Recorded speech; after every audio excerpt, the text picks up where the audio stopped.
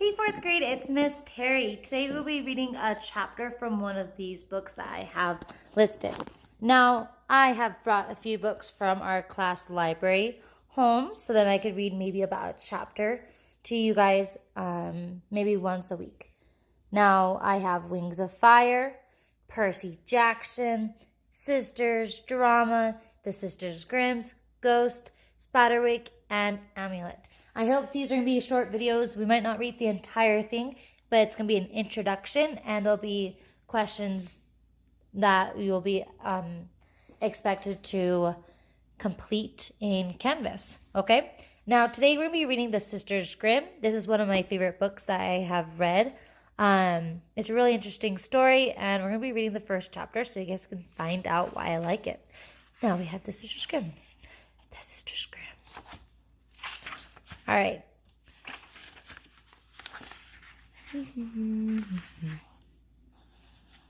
In the distance, a thunderous bellow rang out, followed by the terrible sound of falling trees and a stampede of terrified animals. It was coming, and there was no way to outrun it. Still, Sabrina and Daphne had to try. They sprinted as fast as they could, fighting with every step to the dense forest branches that scratched at their faces and arms.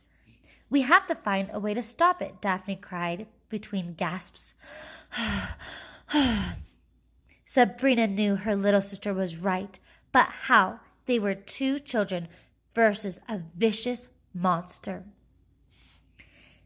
"I'll think of something," she said, dragging her sister behind an enormous oak tree for a much-needed rest. Sabrina squeezed Daphne's hand to reassure her while she forced air into her own burning lungs.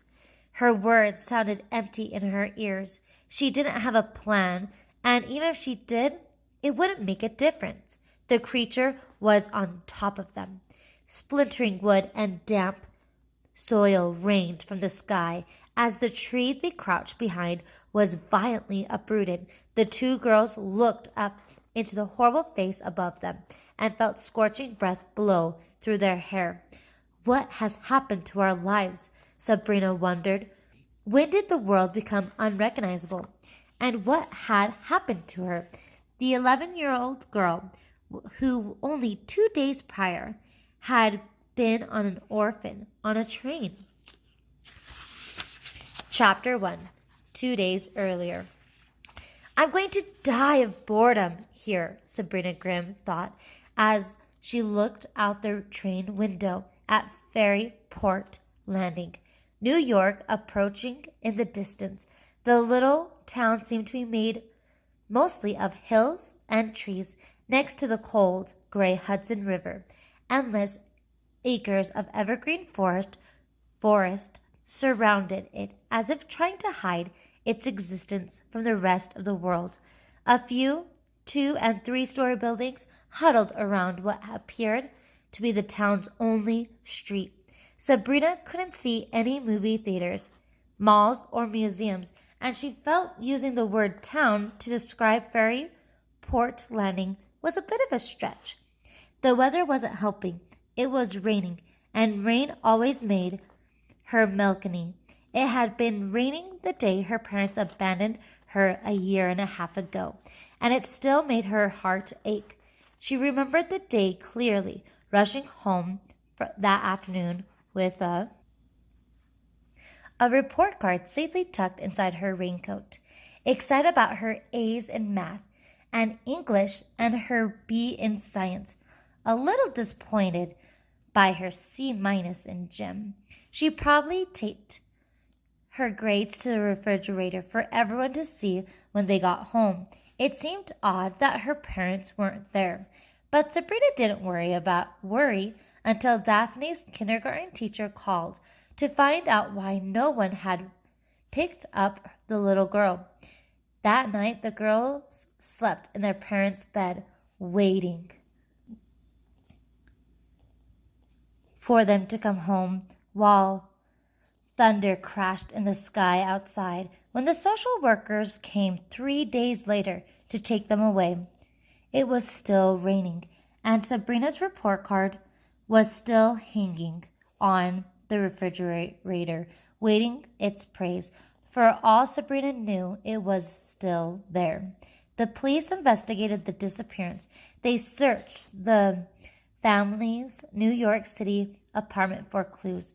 They interviewed neighbors and coworkers. They dusted for fingerprints and filed reports, but Henry and Veronica Grimm had vanished into thin air. Months later, the police found their abandoned car deserted in a lonely park 50 miles north of the city. The only clue was a blood-red handprint on the dashboard that turned out to be paint, but didn't lead to anything else. The investigation came to a dead end, and the cops eventually gave up the search. The girls were placed under the care of social services at first. A nice but overworked man named Todd searched for the next of kin, someone who could take them in, but came up as empty as the police. No aunts, uncles, grandparents, brothers, sisters, or even distant twice removed cousins existed. Todd promised to keep trying, but when Sabrina and Daphne were moved to an orphanage, they never saw him again. Sabrina shook off the sad memories and tucked her long blonde hair behind her ear. She felt like crying, but couldn't let her sister see her blubbering.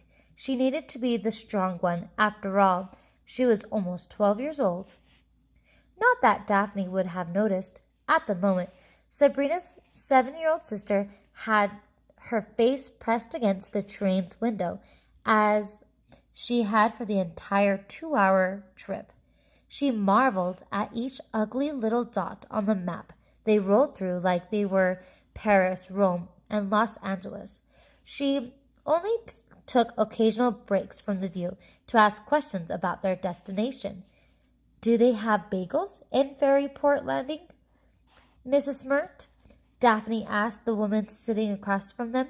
Miss Minerva Smirt was the girls' caseworker from the orphanage. She was a pinch-lipped, humorless woman in her late 50s. As usual, her hooked nose was buried in a book. Sabrina knew she was reading only so she wouldn't have to talk to them. Miss Smirt looked up at Daphne with an annoyed scowl and sighed as if the little girl's questions were more than she could bear. "Of course they have bagels. They have bagels everywhere," Miss Smirt snapped. "Not on the moon," Daphne replied matter-of-factly as she returned her gaze to the window. Miss Smirt snarled, and Sabrina snickered. It was easy to get on the woman's nerves, and Daphne was particularly good at it. Smirt had made a terrible mistake when she chose a career working with children, Sabrina thought, especially since she didn't seem to like them. The woman complained whenever she had to touch their sticky hands or wipe their running noses, and reading bedtime stories was completely out of the question. She seemed to especially dislike the Grimm sisters, labeling them rude, uncooperative, and a couple of know-it-alls. So Sabrina was sure it was Mrs. Smirt's personal mission to get the girls out of the orphanage and into a foster home. So far, she had failed miserably, sending them to live with people who were usually mean and occasionally crazy. Some used them as maids and house sitters, while others just plain ignored them. This time, however, Smirt had gone too far. This time she was sending them to live with a dead woman. "I hope you won't bother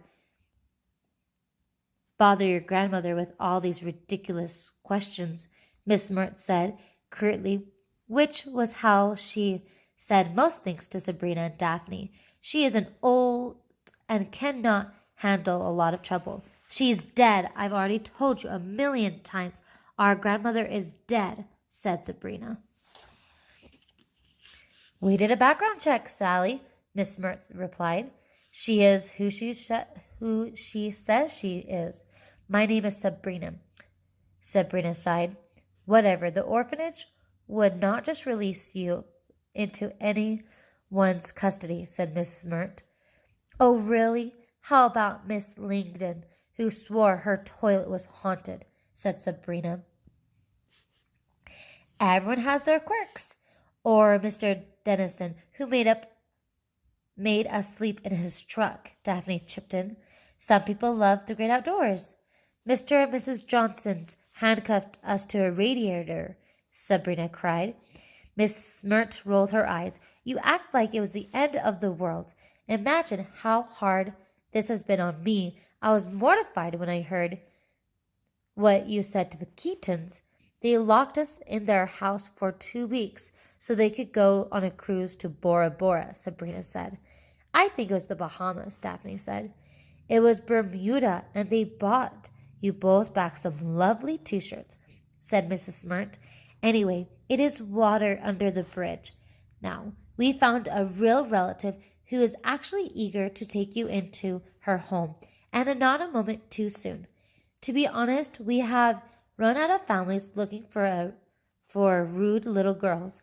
Even if she were an imposter, I would hand you over to her. With that, Miss Mert put her nose back into her book. Sabrina looked at the title. It was called How to Get the Love You Want. The conductor's voice rang out from the speakers on the speakers on the ceiling. He announced that Ferryport Landing was the next and last stop. What's an imposter? Daphne asked. It's a person who pretends to be someone she's not, Sabrina said. Do you think there's any chance she's really our grandmother? Not a chance, Sabrina whispered into her sister's ear. Dad told me she died before we were born. No, she's some crackpot, but don't worry. We'll be gone before the crazy old bat knows what's happened. The train slowed as it pulled into the station, and passengers got up from their seats. They took down their bags from the luggage racks above and tossed half-read newspapers onto the coffee-stained floor behind, heading towards the doors. Ladies, let's go, Miss Mert ordered. Sabrina didn't want to meet this imposter, but she knew it would be better than to argue with the old crone. Smirt had a reputation as a pincher, and she left more than a few nasty purple bruises on the back, talking orphans. So Sabrina did as she was told, dragging Daphne and her tiny suitcase down from the rack, and then followed Miss Smirt and her sister off the train. So that was the first few pages of the Sisters Grimm. There is a lot to go on in this book, and I hope you have interest to read it in the future. Thanks. Bye.